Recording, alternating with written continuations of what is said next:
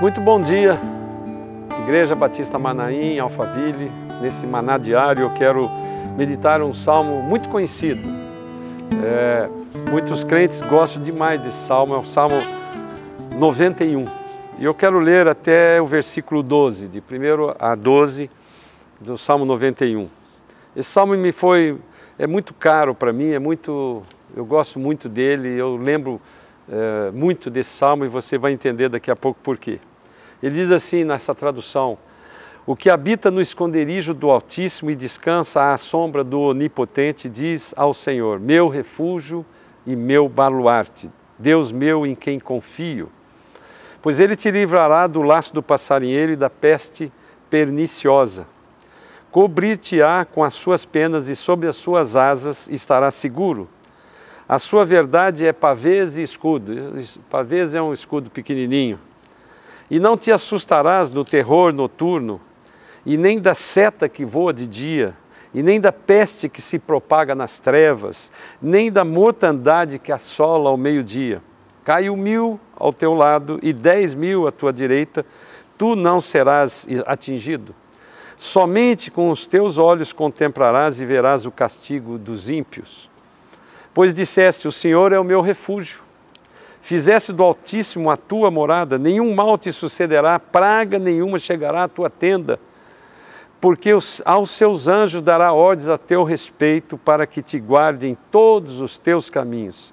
Eles, os anjos, te sustentarão nas suas mãos, para não tropeçares em alguma pedra.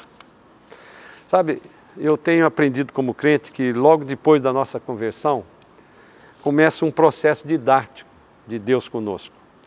E eu, particularmente, gosto muito desse capítulo 91 do livro de Salmo, porque eu tive uma experiência muito interessante quando, um ano e meio de convertido, eu mudei com toda a minha família para o Iraque para fazer uma obra de ferrovia lá, numa empresa brasileira, num tempo que estava em guerra com o Irã.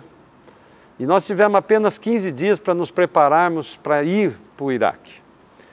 E eu confesso a vocês que eu não entendi muito bem a complexidade e a gravidade de pegar a minha mulher, meus 3 filhos, a minha filha mais nova tinha na época 1 ano e meio, mais ou menos, nem menos de 2 anos.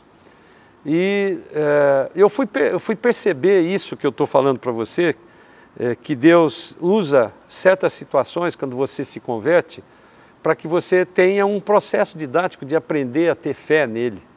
Esse capítulo 91 do livro de Salmos, ele tem muitas promessas aqui, e se você crê nisso que você leu, e eu naquele momento eu cria piamente em tudo aquilo que eu estava lendo na palavra, e creio ainda, Deus permite que muitas vezes você tenha dificuldades com esse fim de ensino, não é? E nos garante a proteção, dentro de todos os planos e propósitos que Ele tem para cada um de nós. E eu me lembro que,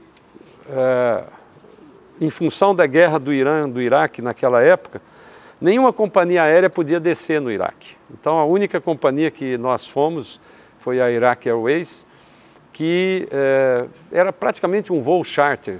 E nós fomos para Lisboa, ficamos esperando lá durante 4, 5 dias, vir um avião de Londres que estava trazendo alguns soldados feridos de guerra que foram ser tratados em Londres. E nós, quando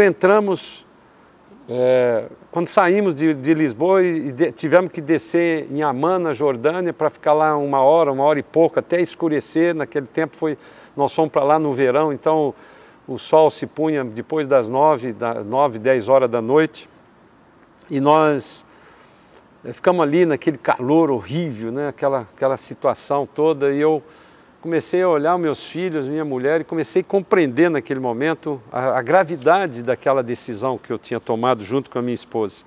Mas nós estávamos em paz porque essa palavra veio na mente, o Espírito Santo de Deus trouxe isso para mim, e eu então fui ler aquela passagem de novo e dizendo: eu estou habitando no esconderijo do Altíssimo. Quando Deus falou comigo, com a minha esposa, era para nós irmos mesmo.